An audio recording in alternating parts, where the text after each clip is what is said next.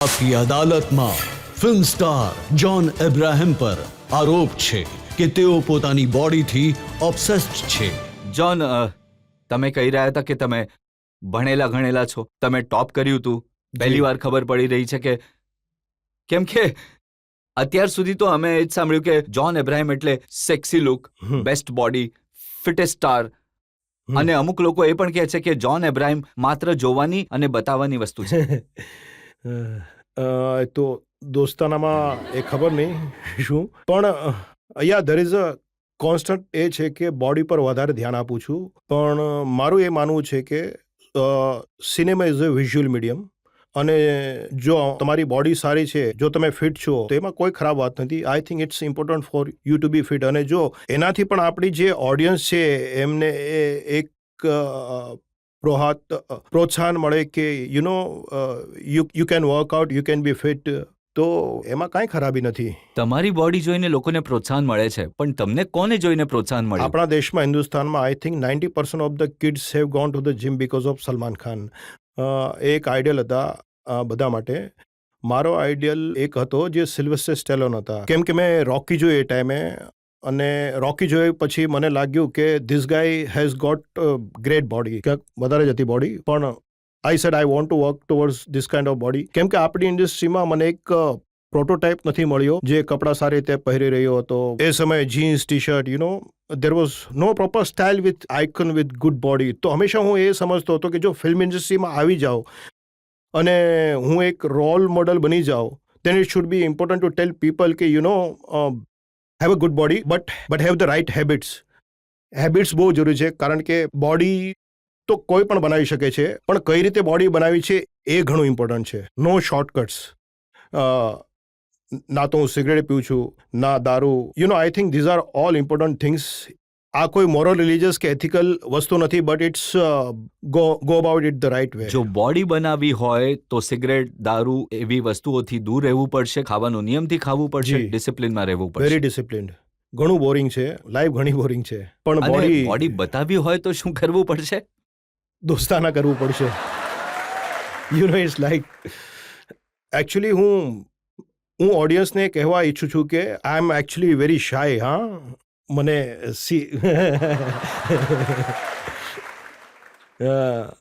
દોસ્તાનામાં જ્યારે એક શોટ આવ્યો હતો. પહેલા શાયની વાત કરી લઈએ. તમે કહો છો કે આઈ એમ વેરી હું શાય. ઘણો શાય છું, કારણ કે અમે જોયું કે સલમાન ખાન તો માત્ર શર્ટ કાઢે છે, તમે તો પેન્ટ પણ ઉતારી દો છો.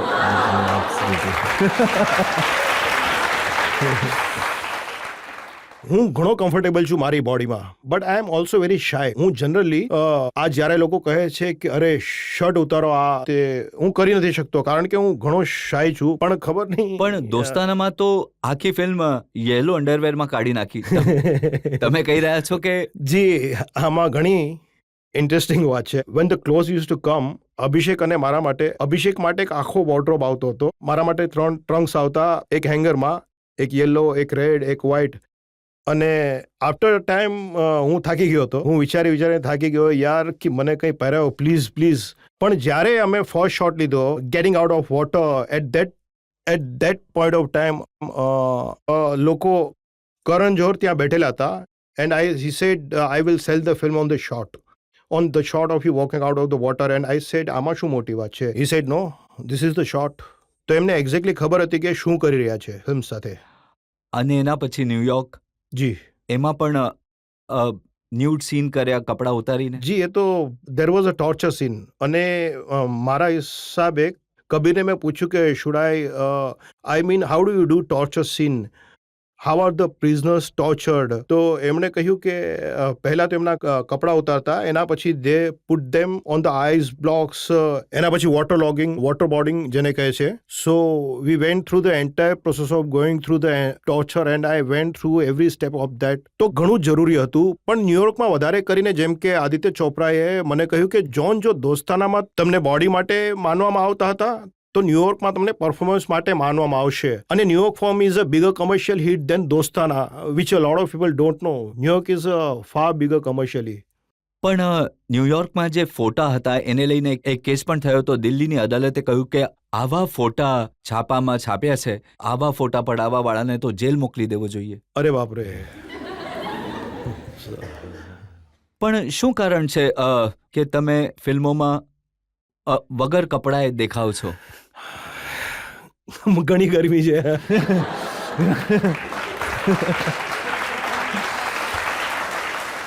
આઈ થિંક એક ઇમેજ જેવું બની જાય છે કે હિઝ બોડી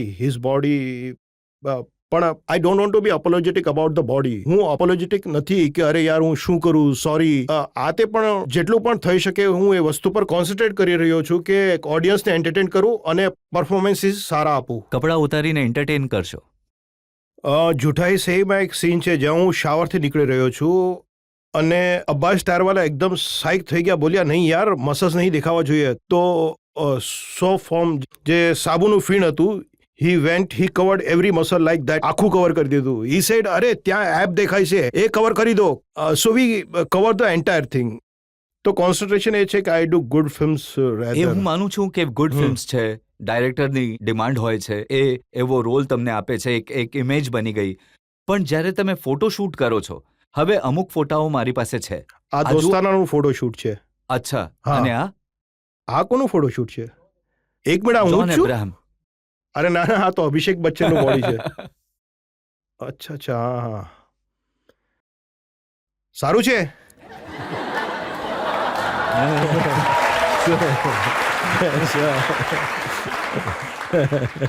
દર થોડા દિવસમાં કોઈ મેગઝીનમાં તમારા ફોટાઓ જોઈએ છીએ જેમાં કપડાં હજી વધારે ઓછા થતા જાય છે.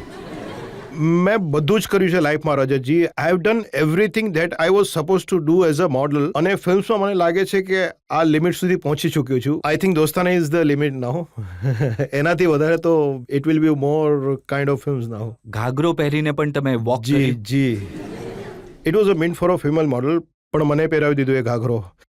And I actually walked in a ghagra to the edge of the ramp. અને જે ઓડિયન્સ હતા, જેમ કે અહીંયા બેસ્યા છે બધા, they looked, first they clap, પછી એ લોકોએ કહ્યું કે એ જે શોક વાળું એક્સપ્રેશન હોય છે, they were shocked કે આ પાગલ માણસ છે, કે આ શું કરી રહ્યો છે રેમ્પ પર. હમણાં એક સમાચાર મેં વાંચ્યા કે જોન અબ્રાહમે પોતાના બટનો ઇન્સ્યોરન્સ કરાવ્યો, એ પણ 10 કરોડ રૂપિયાનું. ડેફિનેટલી ઇન્સ્યોરન્સના ફિલર્સ જરૂર આવ્યા છે, where they have spoken about insuring. પણ આપણા ભારતમાં એવું નથી થતું કે you can ensure body parts. નથી થતું એવું. તો જનતાને પૂછીએ કે એમને શું લાગે છે તમારા આ પ્રકારના રોલ્સ વિશે, જે લોકો આ વિશે સવાલ પૂછવા માંગે છે. અભિષેક બચ્ચનને કિસ કર્યા પછી તમને કેવું ફીલ થયું હતું? જી થોડું પોકી, કેમ કે ઘણા બધા એના પણ વધારે સ્ટબલ છે. પણ રિયલ લાઈફમાં અમે લોકોએ કિસ નથી કરી. Just telling you that. તમે કહો છો કે એ બતાવવામાં એ રીતે આવ્યું, પણ ખરેખર કિસ સાચી કિસ નહોતી. To kill the fun, it is not a real kiss. કેમ કે આઈ થિંક એના માટે બહુ ગટ્સ જોઈએ અને સબ્જેક્ટ્સ પણ આવો. પણ તમને ગે આઇકોન કહેવામાં આવે છે. જી, મારા માટે I honestly think it's a nice thing. It's not bad thing. કેમ કે જો એક ગે સોસાયટી છે અને જો પસંદ કરે છે, I think there is nothing wrong in it. અને આપણે એમની ફિલિંગ્સને રિસ્પેક્ટ કરીએ છીએ કદાચ. સો આઈ થિંક ઇટ્સ પણ જ્યારે ભીડમાં જાઓ છો તો મેં સાંભળ્યું છે કે તમને ટ્રીટ પણ એવી રીતે છોકરીઓ પણ એમ જ કરે છે જેમ કે. જી, એવું થાય છે મોટા ભાગે, કેમ કે ગર્લ્સ આર વેરી બ્રેવ નાઉ. છોકરાઓથી વધારે I think girls are very strong, brave. ને જ્યારે લોકો હગ કરવા આવે છે, ઘણીવાર હેન્ડ્સ ગોઝ ઇનસાઇડ, ટી શર્ટની અંદર જાય છે અને હાથ, અને જ્યારે 5 છોકરીઓ હાથ અંદર નાખે છે તો ઇટ્સ 10 હેન્ડ્સ ઇનસાઇડ. તો હું હલું તો કદાચ દે ગોટ સ્ક્રેચ. તો હું આમ જ ઊભું રહું છું કે જ્યાં સુધી એમને જે પણ એબ્સ જે ફીલ કરવું હોય ફીલ કરો.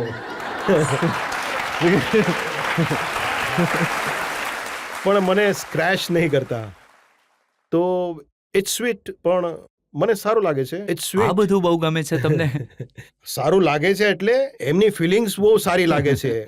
પણ જ્યારે હાથ અંદર જાય છે, ઇટ્સ લિટલ. હવે એવું પણ થાય છે કે આજે રિસન્ટલી આજે બટનું જે આવ્યું છે, તો જ્યારે હું ફ્લાઇટ્સમાં ટ્રાવેલ કરું છું તો એર હોસ્ટેસીસ અને સ્ટીવર્ડ્સ જે પણ ફોટોગ્રાફ્સ માંગે છે, આઈ ગો ઇન ધ એલી, જેમાં જઈને પડાવું છું. જ્યારે પણ પબ્લિક માંગે છે, આઈ નેવર સેડ. પબ્લિકની સાથે હું ક્યારે ના નથી પડતો. હું બધા સાથે ફોટો પડાવું છું. તો હવે પેલા હાથ અહીંયા નાખતા, હવે અહીંયા નાખે છે, આમ અને આમ. It's strange. પણ એ સાચું છે કે વિમાનમાં બેસતા જ તમે સૂઈ જાઓ છો? જી, મોઢું ખોલીને. આમ જ્યારે હું ઉઠું છું ત્યારે I C crew members doing આમ કરતી હોય છે, કારણ કે મને અહીંયા બધે બ્લોકેજ છે નાકની અહીંયા આગળ. I have got 90% block across both side, તો I breathe through my mouth, મોઢું ખોલીને. તો it's very funny side dead body. જો ફિલ્મ જોવા જાઓ છો સાથે તો એમાં પણ સૂઈ જાઓ છો? જી, હંમેશા 90% ફિલ્મ જોવા જાઉં છું. ફિલ્મના સ્ટાર્ટમાં આમ બેસું છું. મને ખાવાની બહુ જરૂર હોય છે, તો હું પોપકોર્ન જે પણ કોર્ન લઉં છું, થોડું ખાઈ લઉં છું, અને એના પછી જેવી ફિલ્મ શરૂ થાય છે હું આમ સૂઈ જાઉં છું. અને એન્ડમાં શું થયું ફિલ્મમાં, અને બહાર નીકળું છું અને જો મિત્રો પૂછે છે તો કહું છું આઈ સે સુપર હિટ, શું ફિલ્મ હતી, આઉટસ્ટેન્ડિંગ, એવું કહી દઉં છું. સર, એક વાતનો જવાબ આપો. કહેવાય છે કે માણસ ક્યારે પોતાનો પહેલો પ્રેમ ક્યારે નથી ભૂલતો. તો શું હજી પણ બિપાશા તમારી યાદોમાં છે?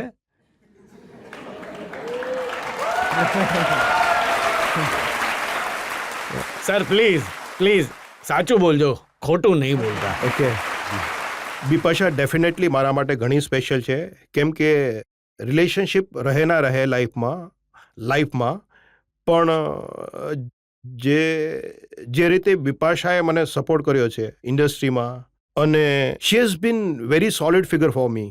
તો હું બિપાશાને ડેફિનેટલી લવ તો છે, પણ એનાથી વધારે રિસ્પેક્ટ છે. એટલે she is a woman full of dignity, અને એણે જે પોતાની ડિગ્નિટી છે એ મેન્ટેન કરી છે. And I really respect her for that, કારણ કે એ પણ એક મિડલ ક્લાસ અપબ્રિંગિંગથી આવી છે મારી જેમ, and she is really maintain herself beautifully. તો હું એ જ કહેવા ઈચ્છું છું કે એક સ્ત્રીને રિસ્પેક્ટ આપવી ઘણી જરૂરી છે, કારણ કે love is temporary, love will come and go, but respect is permanent. So I will always respect Bipasha Basu because she is superb. હા, થેન્ક યુ. હા.